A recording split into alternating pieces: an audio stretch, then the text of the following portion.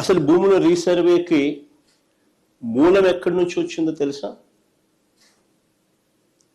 ఇది మూలం ఎక్కడి నుంచి పుట్టుకొచ్చింది అంటే 2019 కన్నా ముందు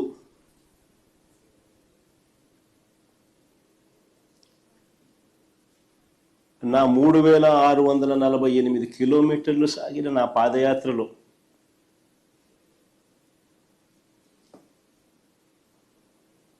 మార్గ మధ్యంలో రైతన్నలు పడతా ఉన్న అవస్థలు ఇబ్బందులు చూసిన తర్వాత భూములకు సంబంధించి వాళ్ళ లేవనెత్తిన సమస్యల పరిష్కారం నుంచి, ఆ ఆలోచనల నుంచి, వీటికి పరిష్కారం చూపాలన్న తపన తాపత్రయం నుంచి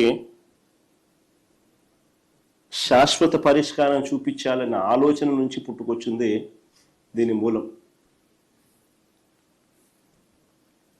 అసలు ఆ రోజుల్లో చంద్రబాబు నాయుడు గారు ముఖ్యమంత్రిగా ఉన్నారు. నా పాదయాత్ర జరుగుతూ ఉంది. 2019కి ముందు రాష్ట్రంలో ఒక్కసారి రెవెన్యూ వ్యవస్థ పరిస్థితి ఎలా ఉంది అంటే, సర్వేయర్లు లేరు, సరిపడా సిబ్బంది లేరు, పరికరాలు లేవు, లేటెస్ట్ టెక్నాలజీ అంతకన్నా లేదు. భూములు ఎప్పుడైనా కూడా క్రయ విక్రయాలు జరిగినా, లేకపోతే భాగ పరిష్కారాల్లో భాగంగా ఏదైనా కుటుంబాల మధ్య డివిజన్ చేసుకున్న సబ్ డివిజన్ లేదు, మ్యూటేషను లేదు. ఇవి కూడా జరిగేటివి కాదు. పైగా ఎడా పెడ, లెఫ్ట్ రైట్ సెంటర్, ఈయనకు ఎప్పుడు మూడు వస్తే అప్పుడు, ఎప్పుడు బుద్ధి పుడితే అప్పుడు, ఎవరైనా నచ్చకపోతే అప్పుడు 22A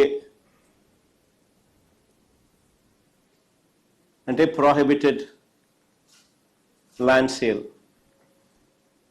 22Aలో భూములు పెట్టడం, ప్రొహిబిటింగ్ ఎనీ ల్యాండ్ సేల్.